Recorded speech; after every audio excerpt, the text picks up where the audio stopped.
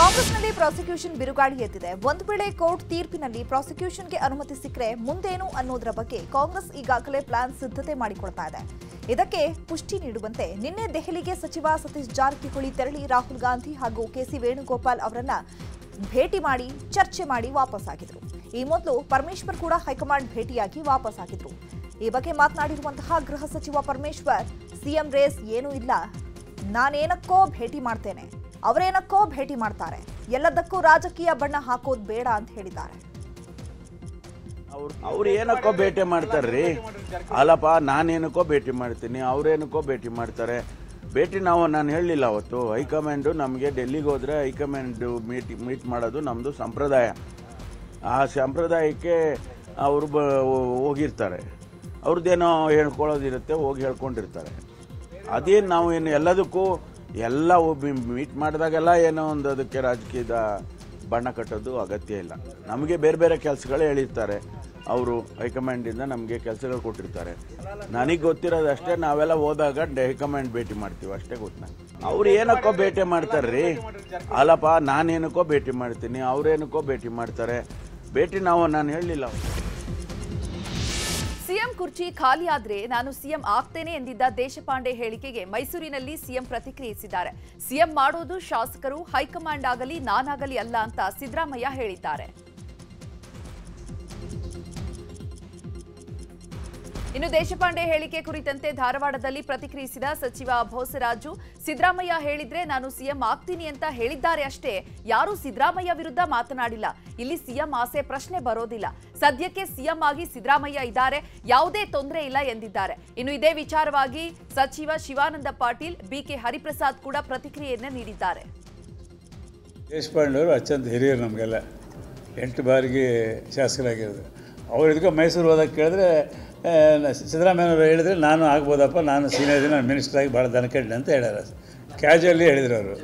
ಅದನ್ನೇ ತಗೊಂಡು ಮುಂಜಾನೆ ಅದೇ ರೀ, ಅವ್ರನ್ನ ಕೇಳಿದ್ರಿ ಜಮೀರ್ ಅಹಮದ್ ಏನಂದರೆ ದೇಶಪಾಂಡೆ ಹಿಂಗೆ ಅಂತ ಹೇಳ್ತಾ ಇದ್ದಾರೆ. ಯಾರು ಆಗಬಾರ್ದು ಅಂತ ನಾನು ಆಗ್ಬೋದಾದರೆ ಸಿಎಂ ಸಿದ್ದರಾಮಯ್ಯನವರು ಅಲ್ಲಿ ಇದ್ದಾರೆ ಅಂತ ಹೇಳಿದರು. ಯಾರು ನೆಗೆಟಿವ್ ಆಗಿ ಸಿದ್ದರಾಮಯ್ಯ ನೋಡ್ರಿ, ಆಸೆ ಪ್ರಶ್ನೆ ಬರೋದಿಲ್ಲ. ಈಗ ಪ್ರಸ್ತುತ ಪರಿಸ್ಥಿತಿಯಲ್ಲಿ ಸಿದ್ದರಾಮಯ್ಯವರು ಮುಖ್ಯಮಂತ್ರಿಯಾಗಿ ಅಲ್ಲಿದ್ದಾರೆ, ಯಾವುದೇ ತೊಂದರೆ ಇಲ್ಲ. ಅವ್ರ ಜೊತೆಲಿ ಇಡೀ ರಾಜ್ಯದ ಜನರಿದ್ದಾರೆ, 136 ಶಾಸಕರಿದ್ದಾರೆ, ವಿಧಾನ ಪರಿಷತ್ ಸದಸ್ಯರಿದ್ದಾರೆ. ಎಂಟೈರ್ ಮೊನ್ನೆ CLP ಮೀಟಿಂಗ್ ಆಯಿತು, ಎಲ್ಲ MPs MLAs ಎಲ್ಲರೂ ಭಾಗವಹಿಸಿದ್ರು. ಒಂದೇ ವರ್ಲ್ಡ್ ಎಲ್ಲರೂ ಹೇಳಿದರು, ಇಂಟೈರ್ ನಮ್ಮ ಹೈಕಮಾಂಡ್ ಅವ್ರ ಜೊತೆಲಿದೆ. ಹಾಗಾಗಿ ಯಾರೋ ಮುಂದೆ ಇನ್ನೊಬ್ಬರು ಆಗೋ ಪ್ರಶ್ನೆ ಈಗ ಪ್ರಸ್ತುತ ಅಪ್ರಸ್ತುತ. ನೋಡಿ, ಆಗಬೇಕನ್ನೋ ಅಭಿಲಾಷೆ ಎಲ್ಲರಿಗೂ ಇರ್ತದೆ, ತಪ್ಪೇನಿದೆ. ಅವರು ಹಿರಿಯರಿದ್ದಾರೆ, 8 ಸರ್ತಿ ನಮ್ಮಲ್ಲಿ ಗೆದ್ದಿದ್ದಾರೆ, ಸೀನಿಯರ್ ಮೋಸ್ಟ್ ಮನುಷ್ಯ ಇದ್ದಾರೆ. ಹೈಕಮಾಂಡ್ ಇದೆ, ಶಾಸಕಾಂಗ ಸಭೆ ನಿರ್ಣಯಗಳಾಗ್ತವೆ.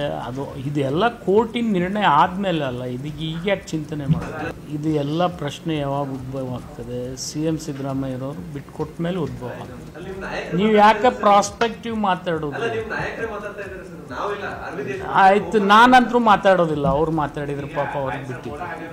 ಈಗ ಅದು it is a matter before court. ಯಾಕೆ ಸುಮ್ಮನೆ ಅದ್ರ ಬಗ್ಗೆ ರಿವೀಲ್ ಮಾಡೋದು? ಇಲ್ಲ, ಡಿಸ್ಟೆನ್ಸ್ ಇಲ್ಲ. ಕೋರ್ಟ್ನಲ್ಲಿ ಇದ್ದಾಗ ಅದ್ರ ಬಗ್ಗೆ ಉತ್ತರ ಕೊಡೋದ್ರಾಗ ಅರ್ಥ ಏನು? ನಂಬಲಿಲ್ಲ. ಒಕ್ಕಟ್ಟಾಗಿ ಎಲ್ಲರೂ CM ಸಿದ್ದರಾಮಯ್ಯನವ್ರ ಜೊತೆನೇ ಇದೀವಿ ಇವತ್ತಿನ.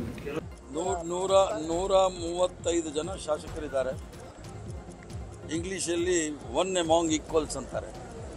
ಆದ್ದರಿಂದ ಅವರವ್ರ ಅನಿಸಿಕೆಗಳು ಅವ್ರು ಹೇಳ್ತಾರೆ. ಪ್ರಜಾಪ್ರಭುತ್ವದಲ್ಲಿ ಅವರವ್ರ ಅನಿಸಿಕೆಗಳು, ಆಸೆಗಳು, ಆಕಾಂಕ್ಷೆಗಳು ಹೇಳ್ತಕ್ಕಂಥದ್ದು ನಮ್ಮ ಪ್ರಜಾಪ್ರಭುತ್ವದಲ್ಲಿ. ಸಿಎಂ ಬದಲಾವಣೆ ಚರ್ಚೆ ವಿಚಾರದ ಬಗ್ಗೆ ಗದಗದಲ್ಲಿ ಮಾತನಾಡಿದ ಸಂಸದ ಬಸವರಾಜ ಬೊಮ್ಮಾಯಿ, ರಾಜ್ಯ ಸರ್ಕಾರ ಕಳೆದ 1 ವರ್ಷದಿಂದ ಏನೂ ಕೆಲಸ ಮಾಡಿಲ್ಲ, ಜನ ಭ್ರಮ ನಿರಸರಾಗಿದ್ದಾರೆ, ಆಡಳಿತ ಪಕ್ಷದ ಶಾಸಕರು ಭ್ರಮ ನಿರಸರಾಗಿದ್ದಾರೆ. ಹೀಗಾಗಿ ಕಾಂಗ್ರೆಸ್ನಲ್ಲಿ ಆಂತರಿಕವಾಗಿ ಗೊಂದಲ ಸೃಷ್ಟಿಯಾಗಿದೆ. ಸಿಎಂ ಕುರ್ಚಿ ಮೇಲೆ ಕೂರಬೇಕೆಂಬ ಆಸೆ ಈಗ ಹೊರಗೆ ಬರ್ತಾ ಇದೆ. ದೇಶಪಾಂಡೆ ಹೇಳಿಕೆ ಬಳಿಕ ಕಾಂಗ್ರೆಸ್ನಲ್ಲಿ ಹಲವು ಪ್ರತಿಕ್ರಿಯೆ ಬಂದಿದೆ. ಇದರಲ್ಲೇ ಗೊತ್ತಾಗುತ್ತೆ ಕಾಂಗ್ರೆಸ್ನಲ್ಲೇ ಏನೂ ಸರಿ ಇಲ್ಲ ಅಂತ ಹೇಳಿದ್ದಾರೆ. ಇನ್ನು ಇದೇ ವಿಚಾರವಾಗಿ ಸಂಸದ ಸೋಮಣ್ಣ ಹಾಗೂ ಬಿಜೆಪಿ ನಾಯಕ CT ರವಿ ಕೂಡ ಮಾಧ್ಯಮಗಳಿಗೆ ರಿಯಾಕ್ಷನ್ ನೀಡಿದ್ದಾರೆ. ಕಾಂಗ್ರೆಸ್ನಲ್ಲಿ ಆಂತರಿಕವಾಗಿ ಗೊಂದಲ ಸೃಷ್ಟಿಯಾಗಿದೆ ಮತ್ತು ಮುಖ್ಯಮಂತ್ರಿಗಳ ಕುರ್ಚಿ ಅಲ್ಲಾಡ್ತಾ ಇದೆ ಅನ್ನುವಂಥ ಭಾವ ಇವತ್ತು ಅಲ್ಲಿ ಬಂದಿದ್ದರಿಂದ ಯಾರ್ಯಾರು ಅಲ್ಲಿ ಕುರ್ಚಿಯಲ್ಲಿ ಕೂತ್ಕೋಬೇಕನ್ನುವಂಥ ಮನದಾಳದ ಇಷ್ಟು ವರ್ಷದ ಆಸೆ ಇವತ್ತು ಹೊರಹೊಮ್ತಾ ಇದೆ. ಅದಕ್ಕೆ ರಾಜಕಾರಣ ನಡೀತಾ ಇದೆ, ಇದು ಸಹಜ ಪ್ರಕ್ರಿಯೆ. ಅದು ಒಂಥರ ಹನುಮಂತನ ಬಾಲದ ಥರ ಬೆಳೀತಾ ಇದೆ ಮುಖ್ಯಮಂತ್ರಿಗಳ ರೇಸ್ನಲ್ಲಿ. ನಾವು ಮುಂಚೆ ಅಂದ್ಕೊಂಡಿದ್ವಿ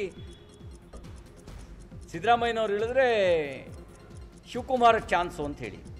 ಈಗ ನೋಡಿದ್ರೆ ಜಾರಕಿಹೊಳಿ ಅವರಿದ್ದಾರೆ, ಪರಮೇಶ್ವರ್ ಅವರಿದ್ದಾರೆ, ಮಲ್ಲಿಕಾರ್ಜುನ್ ಖರ್ಗೆ ಅವರ ಹೆಸರು ಬರ್ತಾ ಇದೆ, ದೇಶಪಾಂಡೆ ಅವರು ನಾನೂ ಸಿದ್ಧ ಅಂತ ಹೇಳಿದ್ದಾರೆ. ಈ ಪಟ್ಟಿ ಹನುಮಂತನ ಬಾಲದ ಥರ ಉದ್ದ ಬೆಳೀತಾನೆ ಇದೆ. ಈ ಪಟ್ಟಿ ಬೆಳೀತಿರೋದನ್ನು ನೋಡಿ ಬಹುಶಃ ಆತಂಕಕ್ಕೊಳಗಾಗಿ ತಾನು ಏನು ಹೇಳ್ತಾ ಇದ್ದೀನಿ, ಏನು ಹೇಳಬೇಕು ಎರಡನ್ನೂ ಕೂಡ ಮುಖ್ಯಮಂತ್ರಿಗಳು ಮರ್ತಂಗೆ ಕಾಣುತ್ತೆ. ಹಾಗಾಗಿ ಉಪ್ಪು ತಿಂದವನು ಏನು ಕುಡಿಲೇಬೇಕು. ಒಂದು ಭಾರತೀಯರ ಸಂಸ್ಕೃತಿ ಹೆಂಗಿದೆ ಅಂದರೆ ತುಂಬ ದಿನ ಎಲ್ಲರನ್ನೂ ಮೋಸ ಮಾಡೋಕ್ಕಾಗೋದು.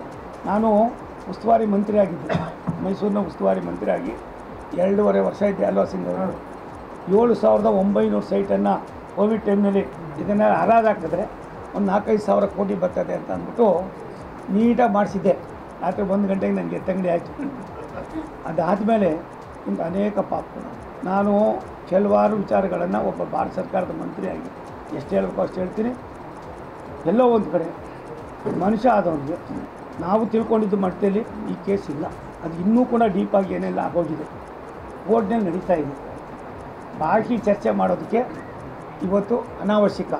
ನಾವು ಎಷ್ಟೇ ದೊಡ್ಡವರಾದರೂ ಕಾನೂನಿಗೆ ನಾವು ಯಾರೂ ದೊಡ್ಡ